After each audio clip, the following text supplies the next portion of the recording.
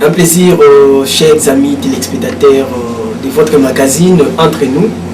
C'est une émission sociopolitique, comme nous avions l'habitude de vous le dire, qui ne cesse de vous apporter des nouveautés dans la ville de Matadi et partout où la RTA émet. Et là, je profite de saluer nos amis de Inga qui nous suivent chaque fois, nos amis de Kwakwa, nos amis de Balabala et puis de Kenge. Et nous saluons également nos amis de Mwanda qui auront le plaisir de suivre cette émission. Là, je vois M. Jean Dombassi de RXM avec qui nous partageons aussi cette tâche. Et lui, c'est le promoteur de RXM Mwanda. Je vous salue. Également tous les confrères de Mwanda. Alors, aujourd'hui, nous avons un sujet important à parler avec vous, qui aura bien entendu un sous-thème. Aujourd'hui, nous allons parler de l'apport du commissaire provincial en charge de l'industrie, entrepreneuriat, et le commissaire Lanto, son excellence Lanto, et Mwanda. Donc, nous sommes là avec quelques amis, jeunes aussi. Également, nous allons parler de quelques points au cours de notre émission. Alors, quant à ça, nous avons fait appel à Maître Désiré Ntangou. Et il est avocat de formation, il est également conseiller en charge de la communication, industrie, questions juridiques et politiques au sein du cabinet de l'excellence Lanto, à qui nous disons salut. Bonjour cher ami Eli, et bonjour à tous les téléspectateurs ainsi que nos auditeurs qui nous suivent de partout. Merci. À côté de Maître Désiré, il s'agit de M. John Mafouzi, les Matadiens le savent. Il fut candidat en 2018. Moi, personnellement, je l'ai connu en 2013 dans des structures de jeunes. J'ai eu à les côtoyer. Je connais la bravoure de ces jeunes. Il est avec nous. Actuellement, c'est le président, c'est le coordonnateur provincial de jeunes entrepreneurs du Congo central à qui nous disons aussi salut. Merci, Sali. Merci beaucoup, chers téléspectateurs, et merci, chers journalistes, pour cette opportunité que vous nous avez accordée. Merci, M. John. D'entrée de jeu, M. Désiré, on parle du commissariat général de l'entrepreneuriat industrie. Quelque part, ça renvoie à l'armée, à la police. On ne sait pas, en fait, qu'est-ce qu'un commissariat général dans un gouvernement provincial? C'est une question très pertinente et très importante parce que le terme ou la terminologie commissariat général provoque ou crée au sein de l'opinion une certaine confusion. Nous parlons du commissariat général en charge du portefeuille, industrie, petites et moyennes entreprises, artisanat, entrepreneuriat, innovation et création des opportunités d'emploi des jeunes. Qu'est-ce qu'on entend par commissariat général? Un commissariat général, c'est un ministère provincial. C'est un ministère provincial. Ce n'est qu'une question de terminologie, mais vous allez vous rendre compte en lisant les arrêtés et les textes juridiques de notre province, vous vous rendrez compte que le commissariat général est composé de la même manière qu'un ministère provincial et le commissaire général jouit des mêmes avantages qu'un ministre provincial. Donc par commissariat général, nous entendons un ministère provincial. Donc ça n'a rien à voir avec un bureau de la police? Non, ça n'a rien à voir, c'est vraiment loin de là. Comme je vous ai dit, ça fait partie du gouvernement provincial. Donc qui dit commissaire général dit ministre provincial. Merci. Merci. Monsieur John, vous avez ajouté? Oui, toutefois, tel que vient de le dire, c'est que on voudrait également avoir un peu d'éclaircissement par rapport aux terminologies, mais comme c'est vraiment éclairé, moi je trouve que il n'y a pas une différence entre un ministère et un commissariat général. Voilà. Vous êtes jeune entrepreneur, vous voyez de loin ce qu'a déjà réalisé le commissaire Lanto depuis qu'il est là. Alors juste un petit aperçu là. Qu'est-ce que le commissaire a déjà réalisé depuis qu'il est là? Bon, en fait, prendre parole par rapport à ce que le commissaire a déjà réalisé, je le prendrai sous format l'impact de l'existence du... Nous allons y revenir. Ah d'accord. Mais sinon, par rapport à ce qu'il a déjà réalisé, en tout cas, je ne sais pas tout dire, parce que le temps ne sera pas, comment dire, nous ne permettra pas de tout dire. Mais sinon, son arrivée a fait en sorte que le climat des affaires au Congo central soit quand même aéré. Et au jour d'aujourd'hui, il y a plusieurs termes que les entrepreneurs du Congo central ignoraient et ne maîtrisaient pas, mais aussi plusieurs opportunités qui faisaient l'objet des problèmes pour les entrepreneurs du Congo central, qui aujourd'hui, par son arrivée et par son bravoure et sa détermination, mais aussi les capacités managériales que le ministre offre, a fait en sorte que plusieurs opportunités entrepreneuriales soient bénéficiées par nous, entrepreneurs du Congo central. Donc, c'est là, je voudrais dire que ça fait en sorte que les jeunes puissent avoir, et les entrepreneurs du Congo central puissent avoir une adresse. Parce qu'avant, on n'en avait pas. Mais nous saluons également le gouvernement, pour le gouverneur qui a pensé à créer un ministère et qui pourra traiter et permettre à la promotion, travailler pour la promotion de l'entrepreneuriat au Congo central. Merci, Monsieur Désiré. Je ne sais pas, en résumé, quelques activités ou sinon quelques réalisations déjà menées par le commissaire. Oui, depuis sa nomination, il a été nommé depuis le mois de mars. Bon, il n'a fait que 6 mois jusque-là, si j'ai bien calculé les choses, 6 ou 7. Donc, depuis sa nomination, je dirais l'objectif principal de son excellence Lanto Mwanda, c'est de créer un climat des affaires sain et apaisé au sein de notre province. Et je ne sais pas, je pense que vous êtes journaliste, vous le savez. Dernièrement, nous avons lancé la mise en place d'un cadre de concertation permanent des industries.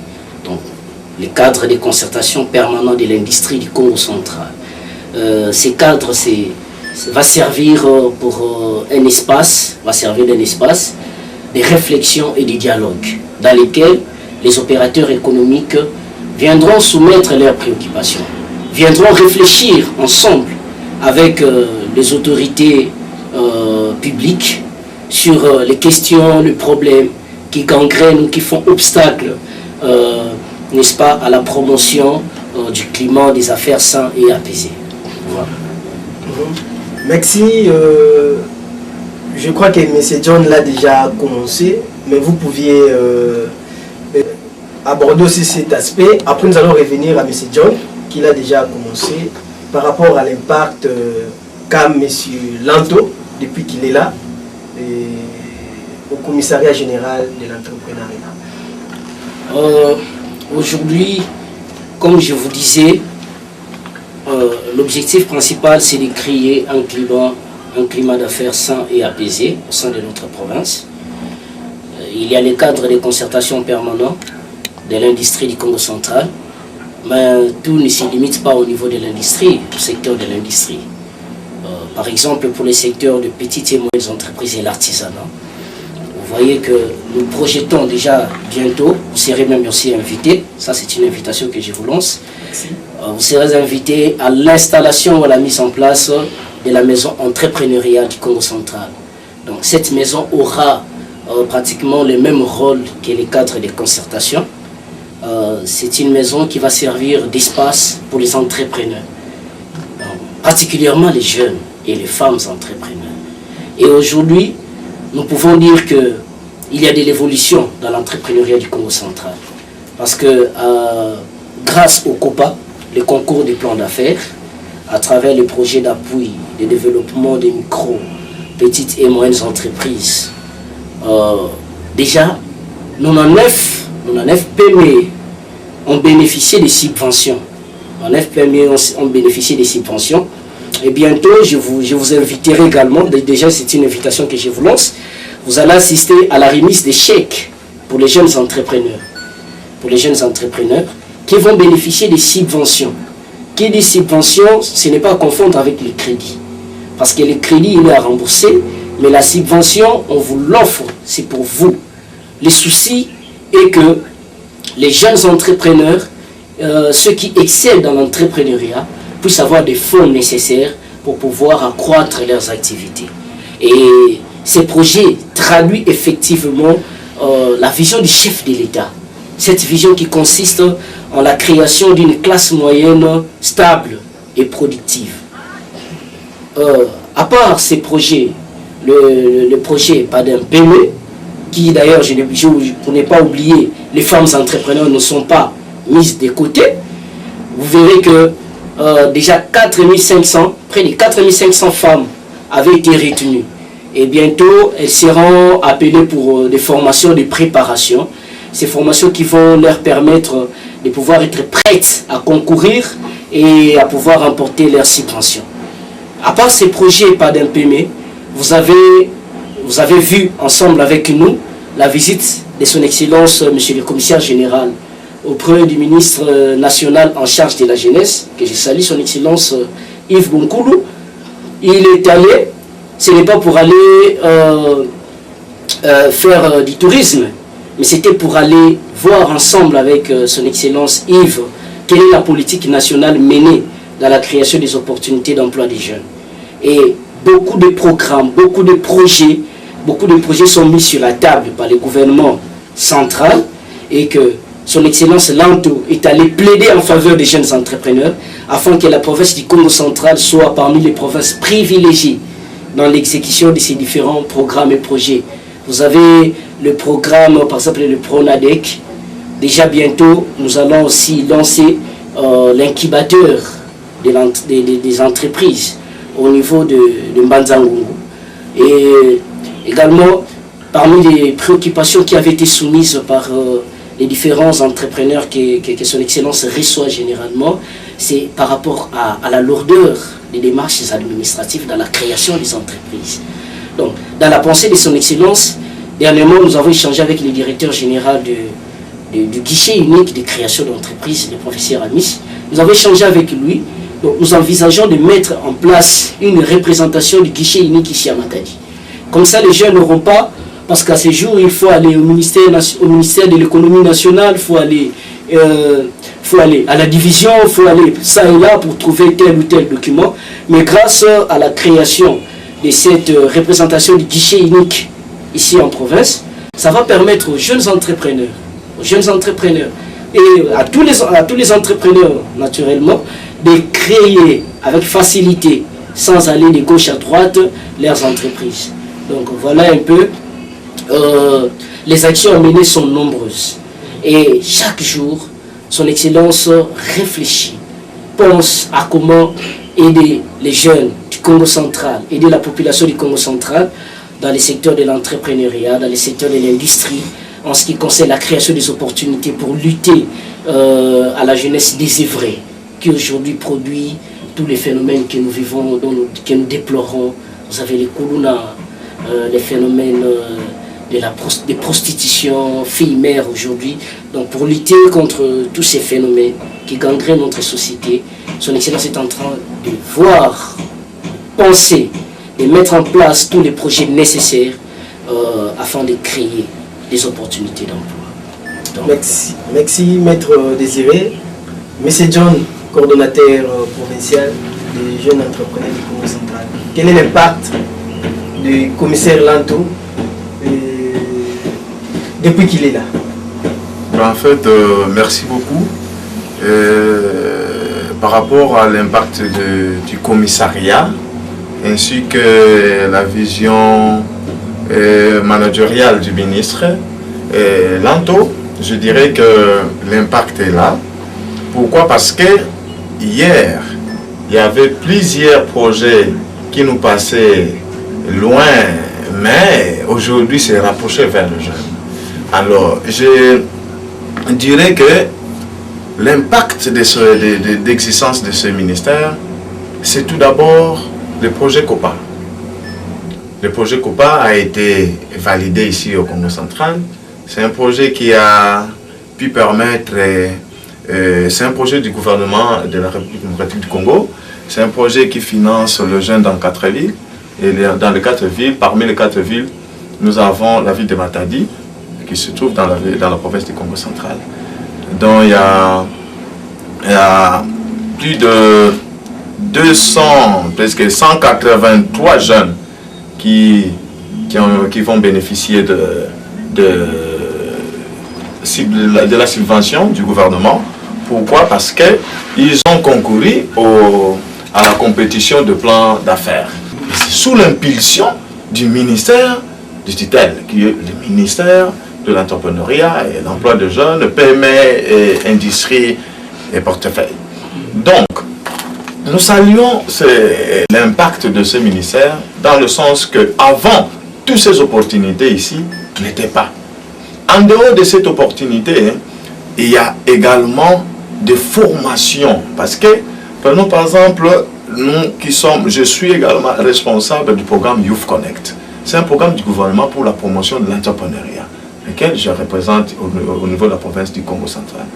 Ce programme travaille avec le ministère comme une structure locale de base pour identifier, sensibiliser les entrepreneurs. Donc, parmi les sensibilisés, nous avons déjà pu sensibiliser plus de 3700 jeunes et presque 2500 femmes. Mais ces femmes-là et ces jeunes-là sont en train d'être incubés, mais sous surveillance et sous la conduite du ministère de l'entrepreneuriat et PME. L'incubation de ce jeune-là, donc, nous avons les centres de jeunes qui nous servent du centre de formation, également l'école du Sangak auquel nous utilisons pour la formation de ces femmes et de ces jeunes-là. Ben, nous encadrons également les structures qui encadrent le jeune. Mais dans ces structures-là, nous identifions le jeune à potentiel entrepreneurial. Et ces jeunes identifiés sont incubés sur les formations liées à l'entrepreneuriat. Donc, nous avons l'entrepreneuriat, le management, la comptabilité, la gestion des projets, l'éducation financière. Donc, tout ça, c'est parce qu'il a aéré le climat et il nous a permis d'avoir les cadres de formation, mais aussi, il veille à ce que cela soit bien fait. En dehors de ce projet-là, nous avons le projet PEJAC. Excusez, avant le projet PEJAC, est-ce que ces formations, c'est seulement avant le financement ou sinon même après le financement? C'est-à-dire la personne exerce, mais vous continuez à l'accompagner? Si. Donc, avant le financement, parce que le financement, par exemple, le financement du PADMPM, c'est un financement pour disponibiliser pour les entrepreneurs informels et les entrepreneurs formels. C'est-à-dire qu'il y a eu des lobbying qui a fait en sorte qu'on puisse prendre également en compte le jeune ayant les idées de projet qui devraient être formés pour qu'ils répondent aux critères d'éligibilité et de sélection. C'est ce qui a été fait. Et sous l'œil vigilant du ministère également. C'est ce qui a été fait. Mais cela n'a pas été fait seulement pour la ville de Matadi. Pour prévenir d'autres opportunités qui arrivent par rapport à l'entrepreneuriat au financement, nous sommes allés plus loin, et même à Mwanda, Boma, Lukula, Lemba. Derrière ça, nous avons identifié d'abord les entrepreneurs formels et nous avons identifié les entrepreneurs œuvrant en informel. Ceux qui œuvrent dans l'informel, nous sommes partis avec eux dans le groupement d'intérêt économique pour qu'ils soient éligibles et qu'ils soient formellement reconnus selon l'OADA. C'est ce qui a été fait. Et il y a des bureaux de représentation que nous avons dit à installer. À Mwanda, nous avons le bureau qui gère, parce que derrière là, nous avons mis à créer, après ça plutôt, nous avons créé un groupement d'intérêt économique de jeunes et femmes entrepreneurs et coopératives. Donc, il y a les bureaux à Mwanda, il y a les bureaux à Boma également, et il y a les bureaux à Lemba et il y a les bureaux à Lukula. Qu'est-ce qui se fait maintenant? Dans ces bureaux-là, on accompagne, on forme et on formalise le structure de jeunes entrepreneurs.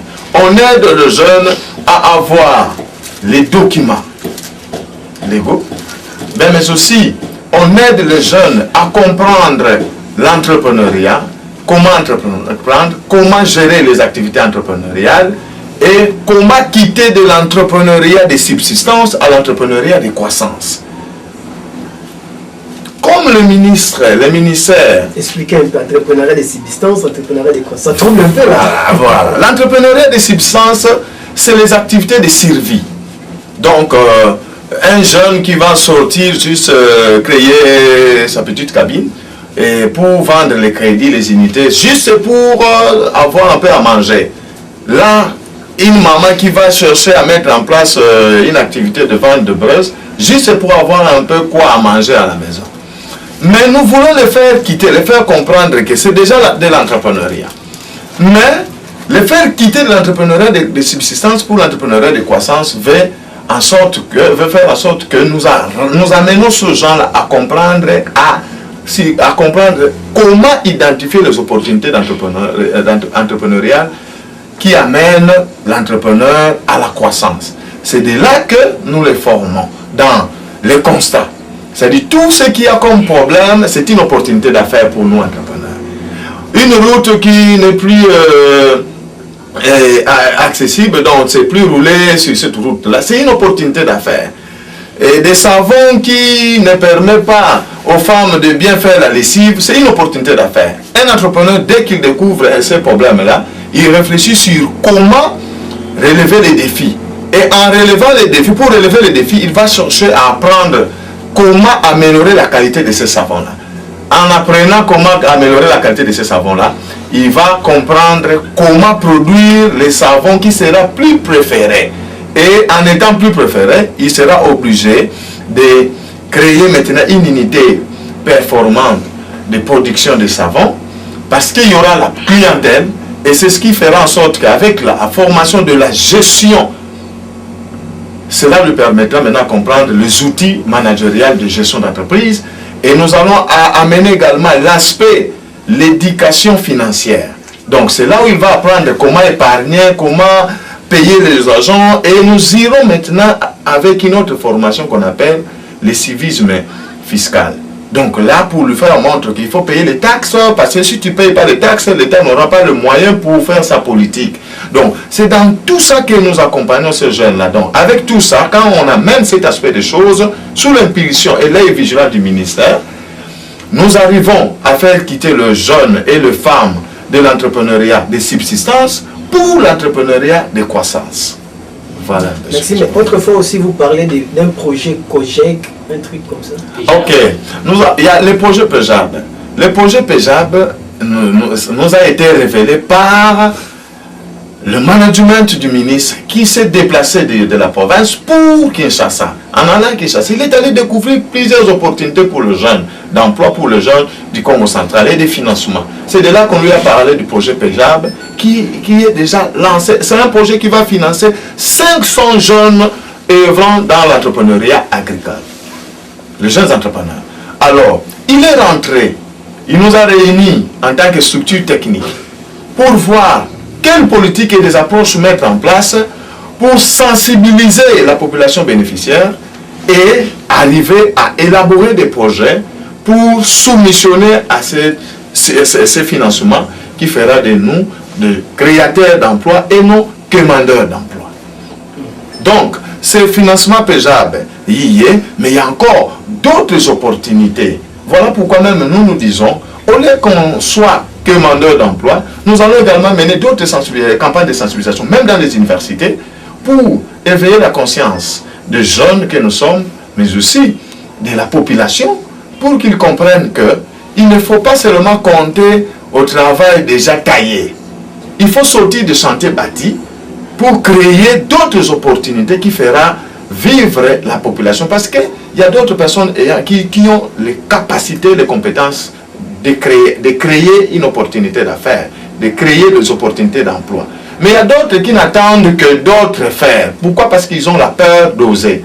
C'est pour cette raison-là que le ministre ne cesse d'insister à ce que nous allons plus loin pour sensibiliser cette population, pour que cette population bénéficie des opportunités que le gouvernement offre pour la promotion de l'emploi et la promotion de l'entrepreneuriat en République démocratique du Congo, mais en particulier au niveau de la province du Congo central.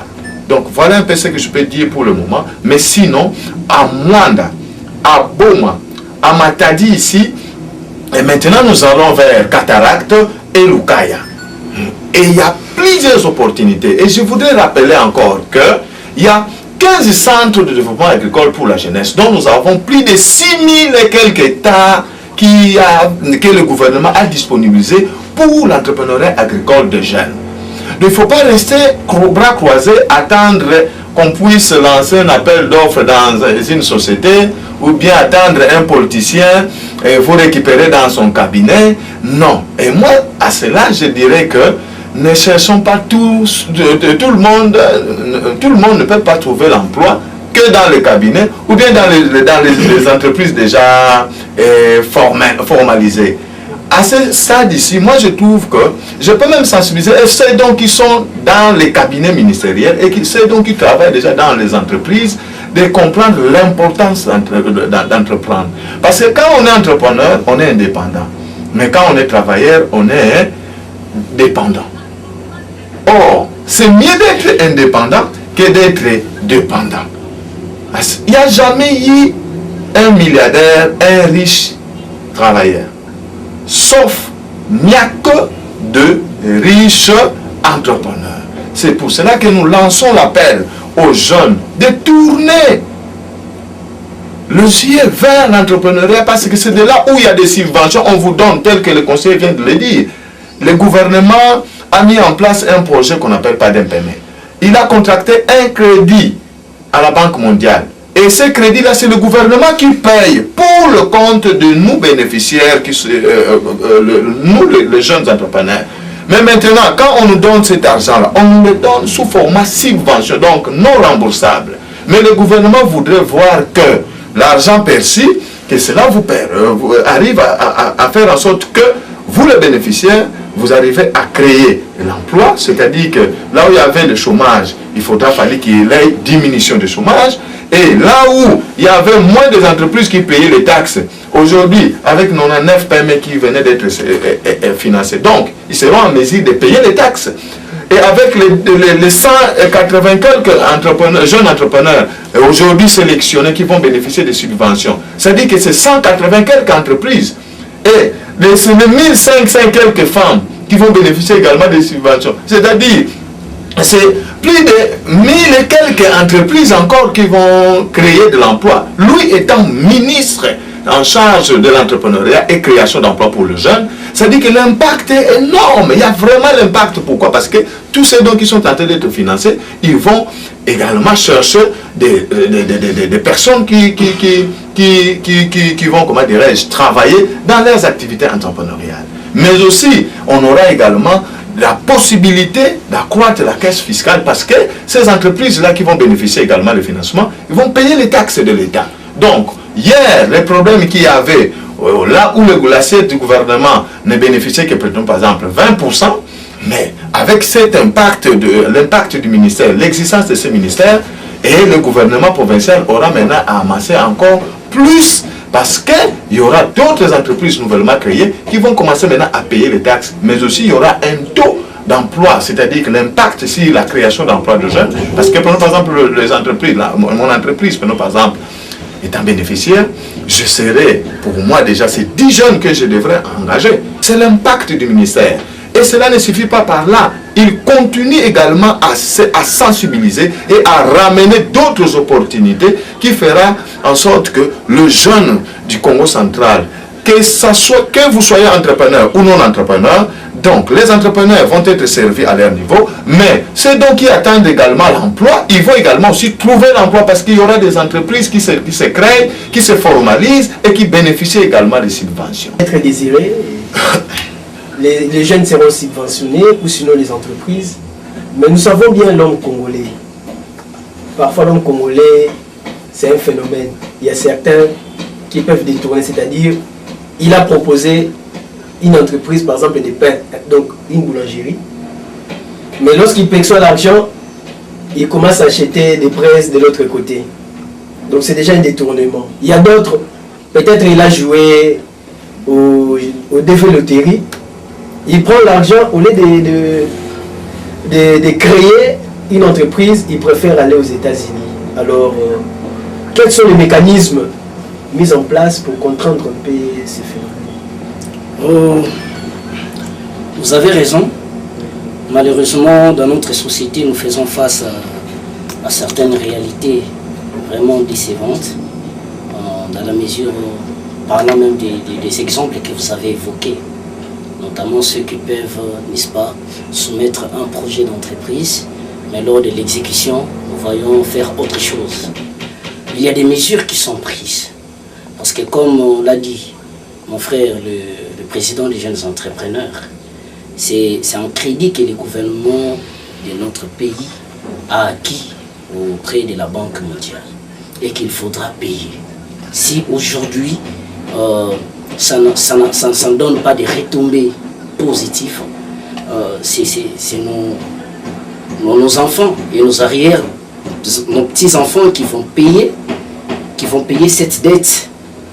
Et ils vont le payer pour rien, alors que ça n'a apporté rien du tout dans notre pays. Alors on a pensé à tout cela, et il y a des mécanismes qui sont pris. Notamment, il y a des suivis.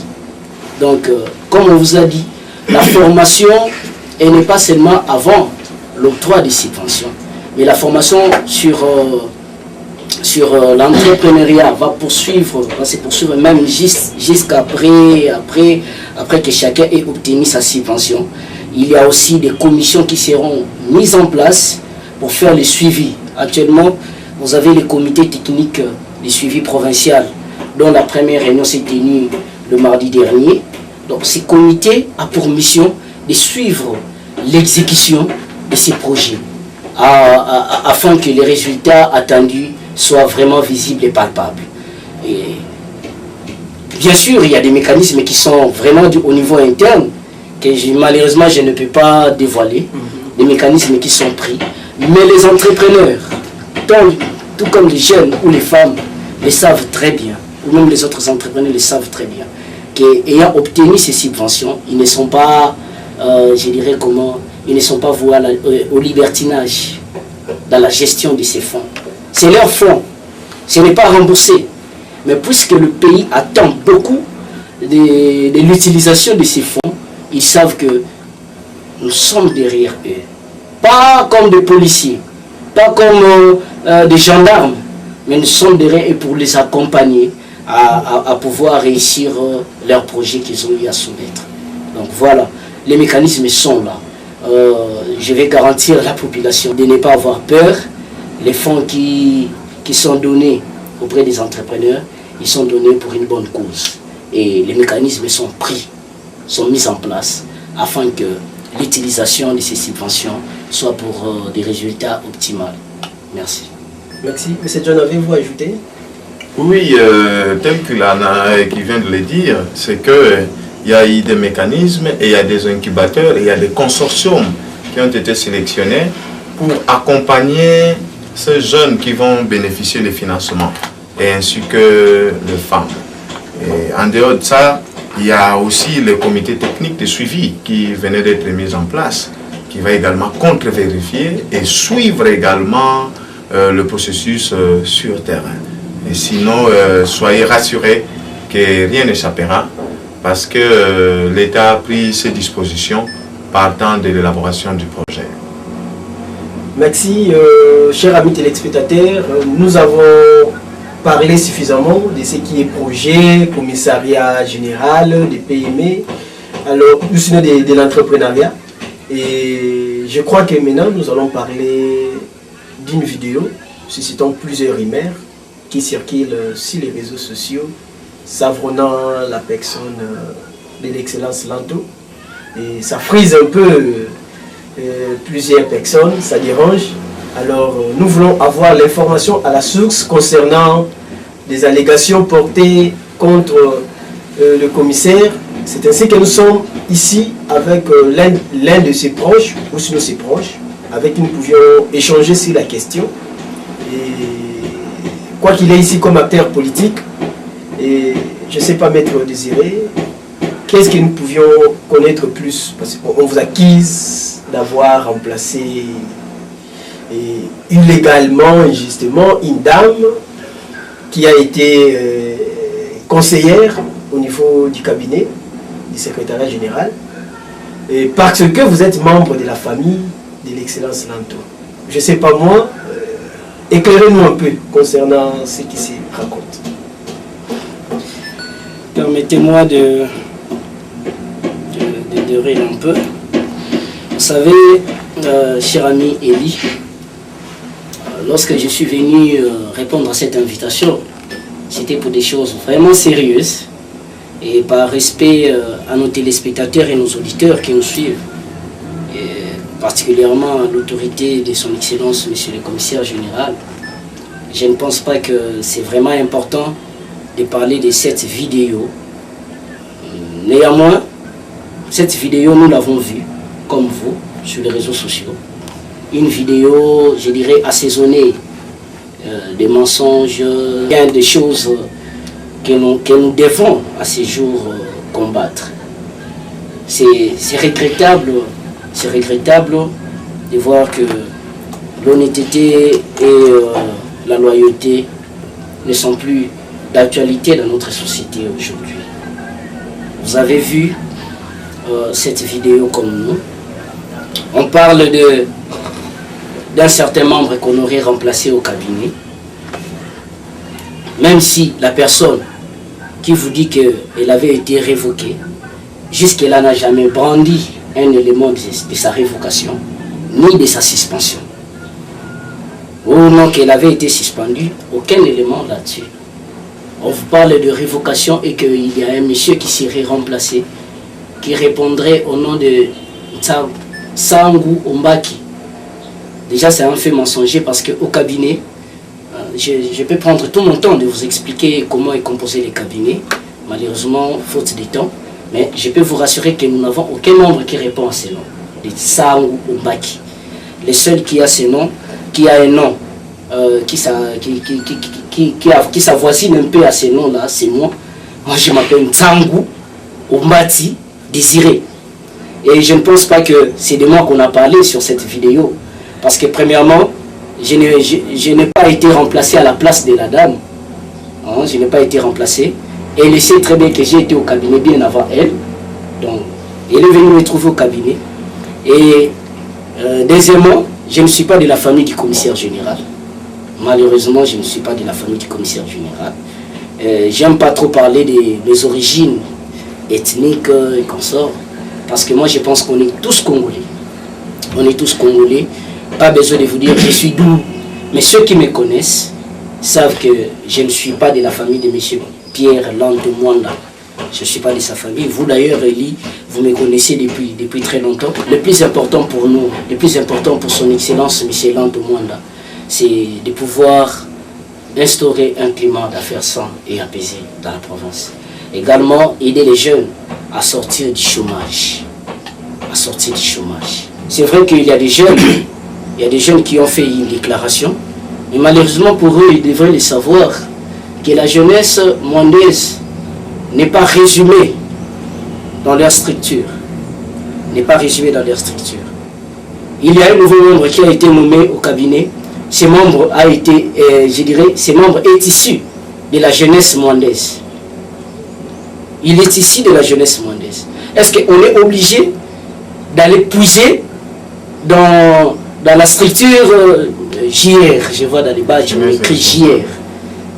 Est-ce qu'on est obligé d'aller puiser dans JR? Ça, c'est moquer de la jeunesse mwandaise. Les jeunes mwandais ne sont pas tous idiots.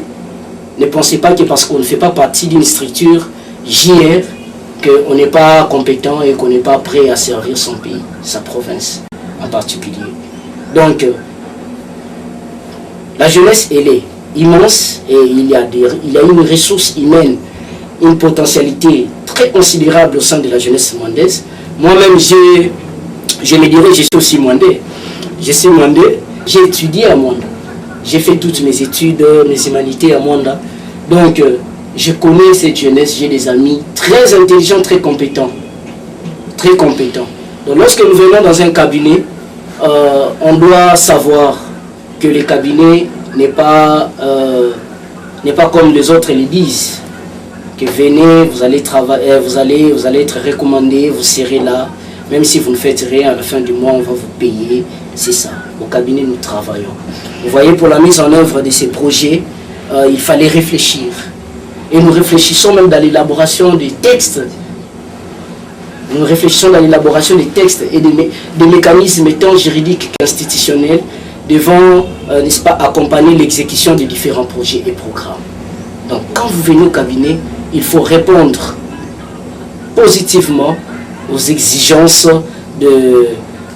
et aux attentes de la population. Parce que un nombre de résidents du Congo central attendent beaucoup de nous.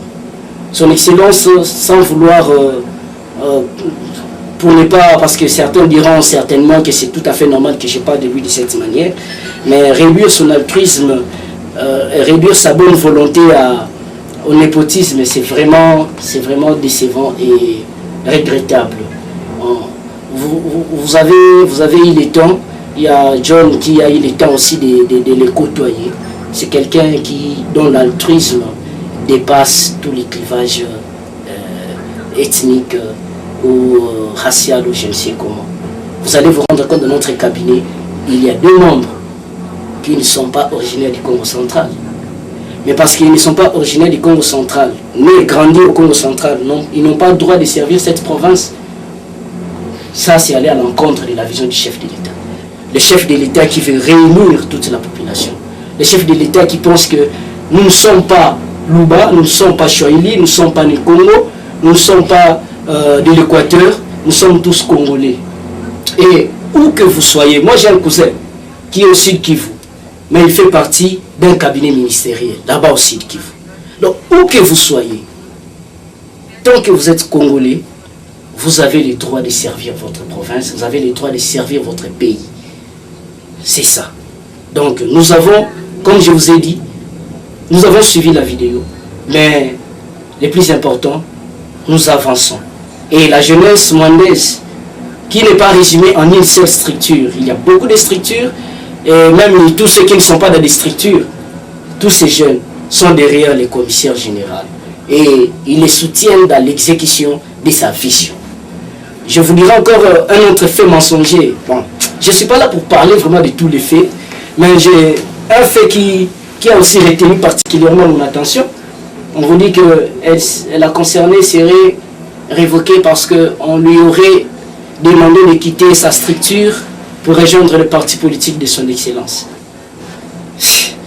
Vous êtes journaliste, je vous connais, je connais vos compétences, menez vos investigations.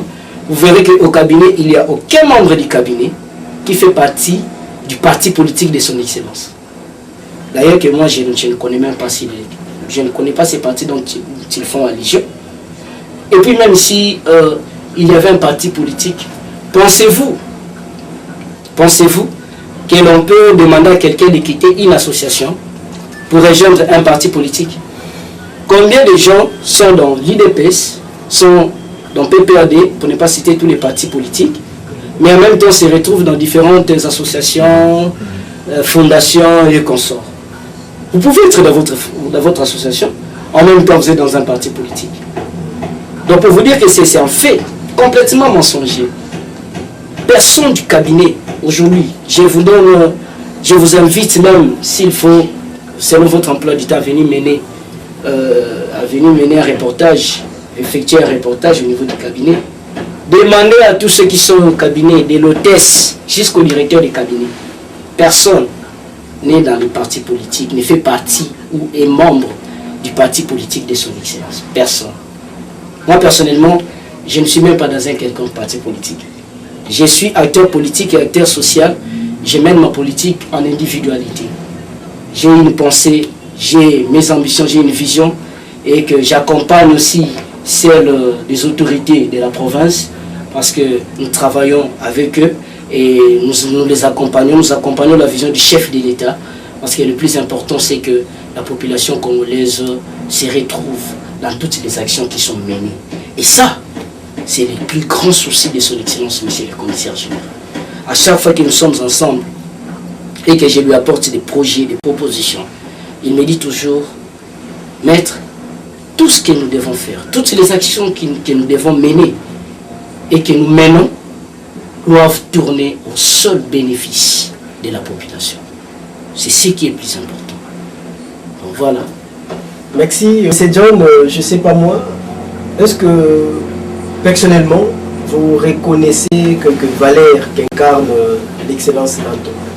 Moi, c'est un bibliothèque et c'est quelqu'un qui est unificateur. Donc, parler de tout ce qui se disent dans les réseaux sociaux, du genre népotisme ou tribal ou quoi ça, moi je trouve que c'est du charlatan. Oui, c'est du charlatan et c'est de l'opportunisme. Pourquoi je dis ça? Parce qu'il y a d'autres personnes qui ne visent que leurs intérêts égoïstes. À défaut, elles peuvent plutôt entraîner plusieurs personnes juste par rapport pour qu'ils gagnent ses propres intérêts. Moi, je me pose la question, est-ce que la personne qui parle de tout ce qui a été, tout ce qui est fait au cabinet, d'abord on doit comprendre que c'est un cabinet politique. Les cabinets politiques, c'est pas comme quand on travaille au niveau de la division ou bien à l'OCC. Non, ça c'est un cabinet politique. Quelqu'un qui est commis à travailler dans un cabinet politique, il doit avoir un peu de la retenue, un peu de la maturité politique. Ce n'est pas dans les réseaux sociaux qu'on règle les situations. Ce n'est pas dans les réseaux sociaux. Surtout, c'est une question politique parce que c'est lié à un cabinet politique. C'est une question d'emploi. Moi, je ne trouve pas que quelqu'un qui est censé veiller sur l'emploi des jeunes, créer les emplois des jeunes, lui encore va travailler pour détruire ou bien nuire aux personnes qui ont déjà trouvé de l'emploi. C'est contradictoire. Moi, je vais demander aux amis de Mwanda, que je respecte beaucoup parce que je sais la compétence qu'a cette jeunesse, et l'esprit entrepreneurial qu'a la jeunesse mwandaise. Je vais les inviter à être plus fixés dans l'entrepreneuriat et à penser à l'autocréation d'emplois et non de s'attendre. La JR, je connais JR là, c'est jeunesse responsable. Je connais la structure, mais entendre parler ce qui se disent et ce qu'ils ont fait, moi je trouve que la structure a été infiltrée. La structure a été infiltrée parce que je connais la valeur des personnes qui militent dans cette structure-là. Et ce ne sont pas des personnes moindres. Mais être facilement emballé pour des intérêts égoïstes d'une personne, et non, moi je me trouve que ce sont des infiltrés de la structure JR qui ont fait cette histoire-là. Mais qu'à cela ne tienne, je souhaiterais à ce que nous puissions veiller également sur la protection de son excellence Lanto. Pourquoi? Parce que ils ont bien dit dans la vidéo que c'est un quota de Mwanda. Mais si c'est un quota, ça mérite d'être protégé, préservé. Parce que si aujourd'hui ils perdaient ce quota-là, ils n'auront nulle part d'aller encore parler de non, là à placer. Si pour les gens qui n'attendent que l'emploi, le travail dans un cabinet, moi je dirais que je ne trouve pas l'importance d'attendre seulement travailler dans un cabinet politique où c'est limité dans le temps. Après un temps, quelqu'un qui viendrait, il va chercher à changer tout ça. Moi, ce qui est mieux, si vous n'êtes pas prêt de servir à côté d'un politicien, cherche à servir ailleurs.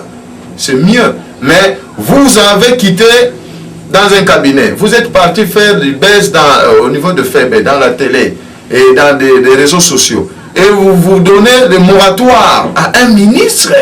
Dire on vous donne 48 heures. Sinon, papa, et vous voulez rentrer dans 48 heures dans un cabinet politique. C'est la mort, mon cher. Protégeons notre ministre, mais protégeons aussi notre fils de Mwanda, parce qu'il n'y a pas seulement dans un cabinet où se trouve le travail. Le travail se trouve partout et on peut même créer du travail. Donc voilà ce que moi je peux dire. Restons calmes et restons fixés vers les objectifs qui visent l'emploi de jeunes, l'autocréation, et soutenons la vision du ministre qui voudrait voir le jeune travailler, mais aussi bénéficier des opportunités de financement. Voilà moi ce que je Merci. En résumé, 30 secondes, quel est votre mot de la fin? Pour moi, ce que je dirais, je demanderais à la population de la province du Congo central de soutenir ce ministère et de veiller pour que ce ministère continue à exister, et surtout son ministre. Parce que c'est un jeune. C'est quelqu'un qui a grandi dans d'autres cieux également, qui a acquis d'autres cultures. Et ces cultures-là nous permet aujourd'hui de voir clair par rapport à ce qu'il y a comme opportunité de jeunes, mais aussi des opportunités d'emploi de jeunes. Donc pour moi, je demanderai à la population de faire confiance au ministre Lanto, qui est venu avec l'innovation, l'autocréation, mais aussi le management accentué à la tête de ce ministère-là. Et d'apaiser le jeune de Mwanda, mais aussi tous les jeunes de la province du Congo central, et pour qu'ils comprennent que les choses se font par rapport aux moyens disponibles. Et les opportunités seront toujours là et qu'ils soient apaisés. Mais aussi, vous remercier, vous qui nous avez accordé cette opportunité de parler à la population, mais aussi de faire montrer quand même ce qu'il y a comme impact de ce ministère au niveau du gouvernement provincial. Merci, Maître Désiré. Vous avez aussi quelques secondes pour votre mot de la fin avant que nous nous séparions. Tout en réitérant nos remerciements, nous vous remercions pour cette opportunité que vous nous avez accordée, moi et mon frère John Mavose qui m'a accompagné. Cette opportunité nous a permis de nous entretenir avec la population, les entrepreneurs. Et je remercie tous les téléspectateurs qui nous ont suivis, ainsi que les auditeurs. J'aimerais dire un petit mot à la population, et particulièrement aux jeunes. Soyez vigilants, soyez éveillés, car les opportunités sont nombreuses. Il y a bien nombre de jeunes qui passent leur temps sur les réseaux sociaux, passent leur temps sur des chaînes, des films et consorts, c'est important, mais soyez plus connectés à suivre les différentes opportunités que présente notre province pour leur épanouissement, pour leur bien-être. Les projets sont nombreux, les programmes d'appui et d'accompagnement, de financement sont très nombreux. Certains jeunes viennent après vous dire, lorsqu'on a déjà fini on a fini déjà sélectionné, certains viennent, oh non, il y avait un projet, mais moi je n'étais pas au courant, tout ça. Il faut être connecté, soyez vigilants, soyez éveillés. À chaque fois qu'il y a un programme, il y a un projet, que personne ne vous trompe, oh non, il y a déjà des gens qui sont présélectionnés. Nous d'ailleurs, même si on est entrepreneur, mais nous ne sommes pas autorisés à postuler dans ce genre de projet. Donc, lorsqu'il y a un projet, il y a un programme, il faut vite saisir l'opportunité, postuler. Soyez éveillés, entreprenez, sortez de cette classe des gens qui suivent toujours, qui sont derrière les autorités pour quémander. Soyez plutôt créateurs d'emplois.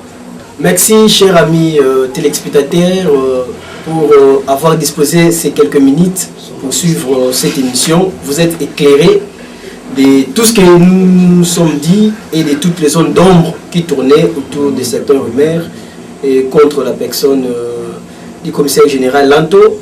Également concernant l'ampleur qu'a ce ministère au Congo central. Donc vous avez suivi que le climat des affaires est arrayé ou sinon assaini. Et le jeune aujourd'hui est financé. Donc c'est un ministère encouragé et que nous souhaitons la continuité dans les jours à venir. Alors merci à JM Bandou qui était au four et au moulin. Également à Fabrice Mbakidi et à Kevin Mouzita qui était au niveau technique également. Et merci à tout le monde qui nous a prêté main forte. Restez branchés sur la RTA, également nos amis de Mwanda, dans les différentes chaînes que cette émission va passer. Au revoir.